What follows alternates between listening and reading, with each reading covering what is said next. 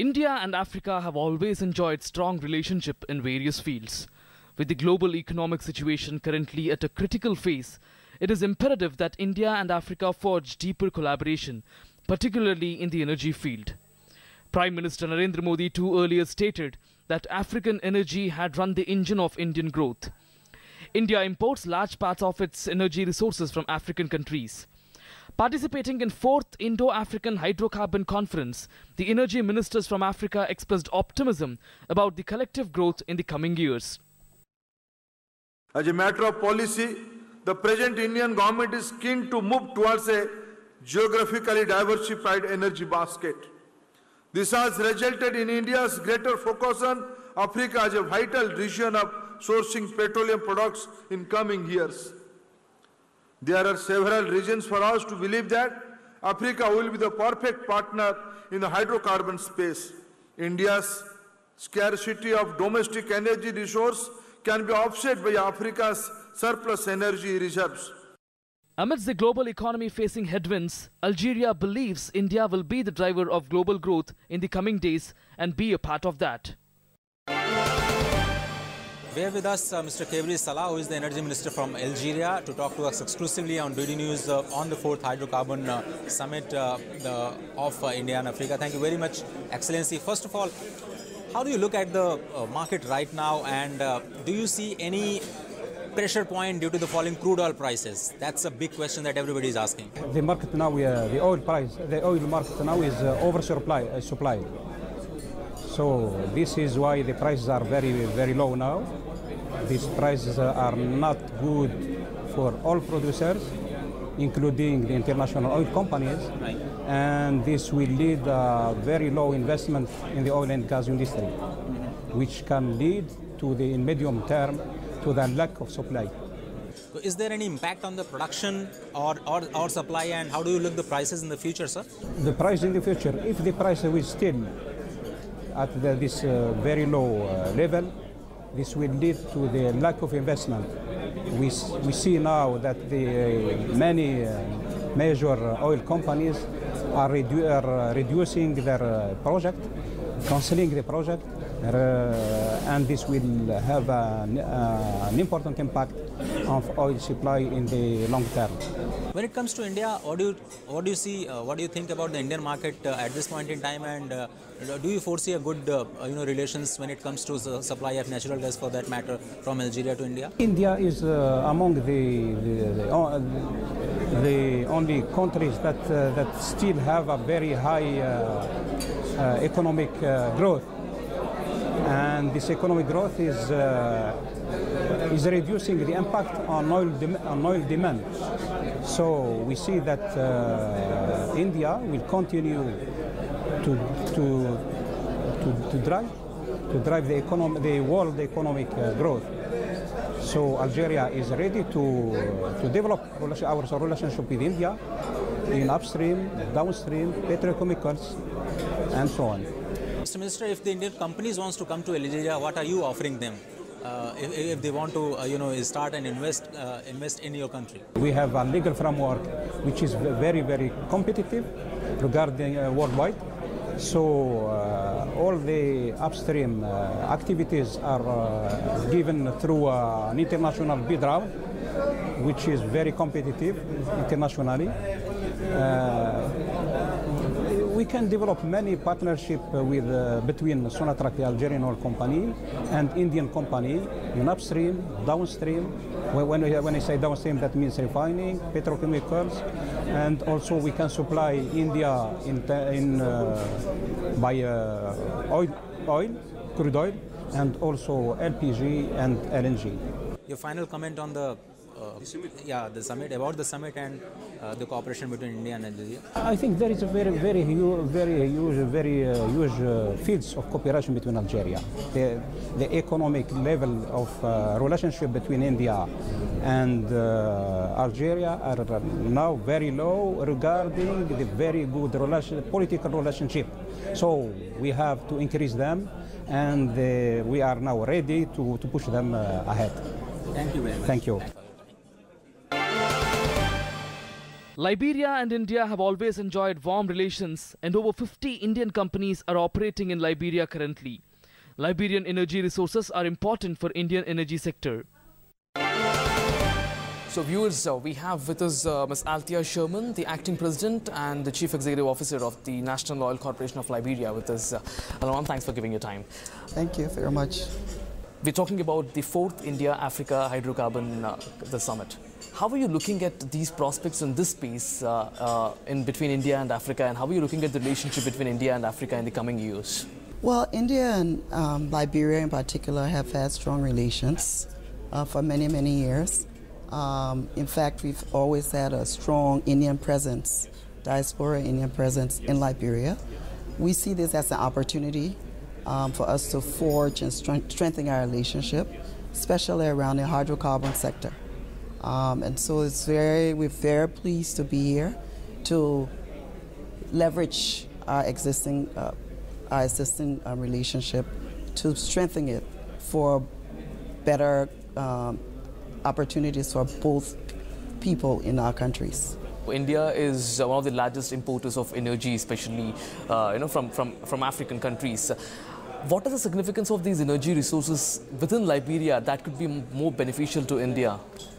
Well, we understand that India has, of course, just the population size makes it very attractive as far as opportunities for Liberia. We know that up and down the value chain in energy and oil and gas, there are opportunities for India and Liberia as well. In addition to exploration, which is what my company heads up, downstream with refinery, there's a lot of opportunities in refinery as well. So we think there are a lot of opportunities for India. And what are those spaces finally in Liberia? What are those sectors which India could actually look for from the investment opportunity point of view? What are those sectors which would be lucrative?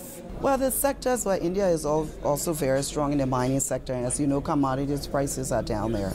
But there's still opportunities in agriculture with food insecurity and just the size of the population of India. Technology transfer remains an open sector in the country. And healthcare, there's still a lot of opportunity in healthcare. As you know, West Africa in general got hit very hard by the Ebola virus. And exactly, they're stabilized, but still our healthcare sector was under siege and needs to be rebuilt. So there's a lot of opportunity both for infrastructure and human capacity building. We know that India now supplies most of the doctors of the world, and so we're always looking for capacity building partnership around our healthcare sector. And then education, just across the board, primary all the way to secondary and higher education, there's a lot of opportunity there as well. And then, as I said before, the oil and gas sector, up and down the value chain from exploration to refinery as well. Thank you very much for giving your time. A pleasure to be here. Republic of South Sudan has abundant oil resources which can play a key role in India's saffron revolution, that is energy revolution. And the 4th India-Africa Hydrocarbon Space Summit. How are you looking at the opportunities and the relationship prospects of India and the Republic of Sudan in the coming years? Thank you very much. I'm really very thankful for the Indian government for inviting me to this important gathering, which brought the African ministers of petroleum to India to share experiences of India in the oil sector. South Sudan is a newest nation in the world, and is an oil producing country in Africa. And also we are a major partner to the Indian company, ONGC, is the 3rd largest partner in the oil sector in South Sudan. Our presence here in this gathering is very important. We wanted to share the experiences of India in the oil sector, as we wanted to also to invite the Indian companies to invest in the oil sector in South Sudan. India as a country is a partner to the continent, Africa continent. So we are working to deepen this strategic partnership between South Sudan and India. We have with us the Minister of Petroleum Gas from Sudan, Dr. Mohammad Zayed Awad, to talk to us exclusively on DD News. Thank you very much, Your Excellency. Your first overview about this 4th Indo-Africa Hydrocarbon Summit, and then I will come to the specific about the relation between India and Sudan. And I think this summit is very important for us, in particular in Sudan. And we have been working with ONGC since 2003. And we have benefited from their investment in Sudan in terms of training, capacity building, technology investment, direct investment, both upstream and downstream. And they have helped us also in infrastructures. We have a company from India through the ONGC. They built a pipeline, finished product pipeline. We have a very successful cooperations. Of course, this summit is towards strengthening this relationship, and we are trying to renew this relationship and widen the investment in Sudan. Now we are going through a very difficult time. The oil price is falling down, but there are a lot to do even in such situations inside Sudan.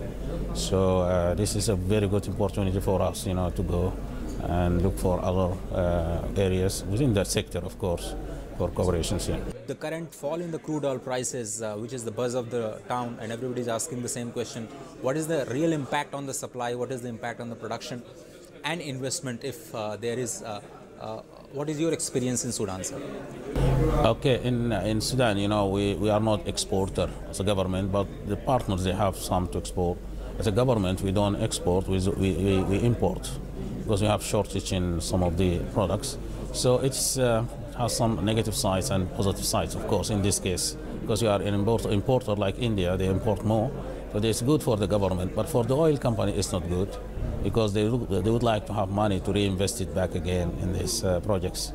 So from the country viewpoint, it's good, but from the investors' viewpoint, it's not. It's a hard time for them. Finally, Your Excellency, your views about Indian government, Indian policies when it comes to hydrocarbon sector. This is the final question. Of course, if every country has their own policies, and it's linked to other laws and policies and so forth. So, but internationally, there are, you have the production sharing contract, the SPC model, you have the service contracts. What we are using now, and I think our friend from ONGC, the Indian company, they are happy with that. We have the production sharing contracts model, but sooner we will turn into the service contract model, which works on per barrel cost, not as a sharing of the products. Perfect. Thank you very much for having you on the show. Welcome. Welcome. Kingdom of Morocco seeks to increase its trade ties with India and is seeking Indian investment in various sectors. So viewers, representing the Kingdom of Morocco in the 4th India-Africa Hydrocarbon Conference, we have the Minister of Energy and Mines, Water and Environment, His Excellency Dr. Abdul Qadir Amara with us. Mr. Amara, thank you very much for giving your time. It's a pleasure. Thank you. India-Africa Hydrocarbon Conference, we're talking about the complete energy space. How efficient will this relationship be in the future, according to you? Yes, I think that's it's important to stress that the relationship between India and Africa is important. We should go ahead to strengthen this relationship by giving the opportunities to the companies to invest more, to create jobs, to transfer the technology. And I think that India has a big know-how in many sectors, especially in hydrocarbons and in energy globally. And let's talk about Kingdom of Morocco. How do you look at the relationship between India and Kingdom of Morocco? What is that significant element which you see will be a game changer in the coming days in the relationship? Yes, let's say first that the relationship between Morocco and India are excellent, because historically speaking, this relationship has many decades now. And recently His Majesty the King was in India in a visit to be part of the conference, the last conference for the partnership between India and Africa. And from this point of view, our aim in this special sector, I mean, when we talk about energy, that Indian companies know much better about our markets, about our investment opportunities. It's true that Morocco is focusing more on renewable energy. And what exactly would be the benefits if Indian firms have to come invest in Morocco? How would they be benefited? First, there is many incentives in when you are investing in Morocco. And secondly, Morocco is a stable country, politically speaking, and is stable economically speaking also. And we are not far from Europe, and we are the crossroad between Europe and sub-Saharan countries. So there is many advantages, but I come back to the energy. It's important now when you are producing power, when you are in electricity producing, there are a lot of advantages that gives this company, let's say, a good margin of profit without risk. It's just to invest, to have a very good technology. And finally, we're talking about energy revolution in India, and we have a very strong relationship between India and African countries. How are you looking at this complete space in the coming days with respect to energy revolution? The relationship that we have in phosphate between India and Morocco, it's a good example that we can have it also in other sectors. Absolutely. Thank you very much, sir. You're welcome. Equatorial Guinea has expressed interest in Indian investments, and transfer of technology in ICT, SMEs and infrastructure development are key for its growth. We have with us Minister of Mines, Industry and Energy of Government of Equatorial Guinea, Mr. Gabriel M. Obiang Lema, to share his thoughts about Fourth Indian-Africa Hydrocarbon Summit. Thank you very much, sir. We are very pleased to have you on national television, Doordarshan News. First of all, your overall view about this summit, and what are you expecting from this two-day event? Okay. First of all, I would like, on behalf of my ministry and the government of Equatorial Guinea, to thank the Ministry of Petroleum and Natural Resources of India for inviting us. We did accept the invitation. That's the reason that we're here. We are also following the step of the decision of the head of states after the India-Africa Summit. We are here mainly to support the new initiative that the Indian government, with the leadership of the Prime Minister Modi, is doing regarding stretching the relationship between Africa and India. And we do believe that it's a very important commodity, and especially with the current circumstances of the reduction of the price of oil, it's very important that we look for alternative solutions. Yes. Because clearly the regular and well-known established partners are undergoing serious financial problems. Yes. So we can't just sit and wait until they get better. We need to look for alternative, in this case, partners that they will be able to continue the development of our resources, clearly for the benefit of our people. Your Excellency, can you also share the ecosystem that you have in Equatorial Guinea when it comes to investment? If Indian companies are going to invest in your country, what are you going to offer them? What we are thinking in doing is coming here, explain to the Indian companies the opportunities that are there, because clearly we believe that what in this case the American, the European and the Chinese have done, the Indian also can do it. So it's mainly technology, and we do know that India have done it in India itself, and they are doing it in new areas, and we do believe that there could be a added value for Africa and especially for Equatorial Guinea. So is there an impact of falling crude oil prices in your country also? Yes, it is. Of course, we are an oil producer, small country, 1,200,000 population. We are heavily dependent of oil exportation.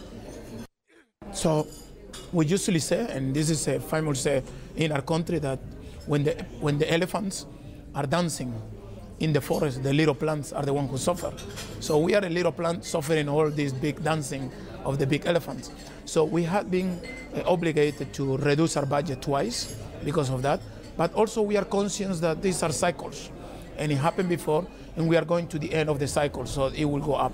The important thing that we require is that we need to be resilient. We need to be able to reduce some of the spending that we have to do and being able to survive this period. So by the time the price goes back, we will be in a better position to not only continue with the development, but also to diversify. Thank you. Thank you. Okay. Hello viewers. Representing Tunisia in the 4th India-Africa Hydrocarbon space, we have the Minister of Energy and Mines from Tunisia, His Excellency Mr. Mongji Marzou with us. Mr. Marzou, thanks for giving your time in this meeting. How are you looking at the significance of India-Africa partnership, especially in the energy sector? To start, I thank India government for this invitation and for organizing this very interesting conference. Tunisia also the first some facts and figures from Tunisia regarding energy sector. In fact, also like India, we have a deficit of energy in Tunisia, mainly for hydrocarbons, and in fact, our deficit is around 50%. However, we look forward to work with India in how, in fact, to in some technical and technological issues, those regarding how to optimize the usage, storage, distribution of energy, how in fact to develop renewable and sustainable energy. In Tunisia we have launched in an open participative approach in order to build our strategy for 15 years. What exactly would be the benefits Indian companies would be getting? Is the Tunisian market open? How exactly is the complete Tunisian market space for the energy sector, which would be beneficial for your energy strategy as well? The energy market in Tunisia is open. We have many, in fact, foreign companies working in exploring and exploiting hydrocarbon in Tunisia. So it's open, and we welcome also partners from India for exploration, for exploitation, and also for renewable energy. Finally, how are you looking at the India-Africa partnership in the coming days? How will it be growing according to you? Yes, it's a good idea. Currently India is the 4th partner for Africa, yes. And I think it's far behind the third one. And I hope that India succeed to invest more and more and to develop a partnership with Africa for the best for both. Mr. Marzou, thanks. Thank you. Thank you. India played a key role in the development of transport infrastructure in Senegal. India also provided line of credit worth $2 billion to West African nations, including Senegal, and India is among Senegal's top trade partners. We have Mr. Cherno Alassane Sall, the Minister of Energy and Renewable Energy Development from Senegal, with us. Thanks for giving your time. Thank you. Mr. Sall, talking about the Indo-Africa 4th hydrocarbon space, this conference, what are the expectations of Senegal from India, and how do you look at the prospects of development in this space in the coming years? Concerning all the scope of oil and gas industry, and it is our pleasure to be here and to learn about Indian experience. Now we all know that in the development of West African nations, India has issued a line of credit of almost over $2 billion for the Team 9, which Senegal is one of them, the Team 9 as well. And we know that India is investing in transportation development, rural electrification development in Senegal. Now, in that scenario, what are your expectations from India, apart from these spaces? What are you expecting from India so that the relationship between India and the West African nations, and especially Senegal, to be enhanced further in the coming years? Well, there are many similarities between India and Africa generally. And it was very clearly highlighted by the presentations made so far. And we can learn a lot from India in agriculture, in mastering the water, trying to achieve new development in the education. As well, thank you very much, Mr. Sal, for giving your time. Mauritius and India enjoy strong relationship. Economic and commercial cooperation has been increasing over the years. Mauritius wants to become an oil bunkering hub and wants India to play a key role in it. So viewers, we have with us the Minister of Commerce, Industry and Consumer Protection of Mauritius, Mr. Rashid Kumar Ganga with us. Hello sir, thanks for giving your time for us. First of all, my pleasure for you. My pleasure, sir. First of all, being in the India-Africa 4th Hydrocarbon Conference in here, sir, how exactly are you looking at this space, this hydrocarbon space between India and African continent, the partnership in the future? In fact, Mauritius has a very long relationship with India. And in Mauritius we call India Mother India. And we have had trade relationship with India as well. And this conference comes at an opportune time when 1 year after a new government has taken place, we have a new vision, and that vision is to make Mauritius a petroleum hub. And the first step to achieve that is to make Mauritius a petroleum hub is that we want to make it a bunkering hub first.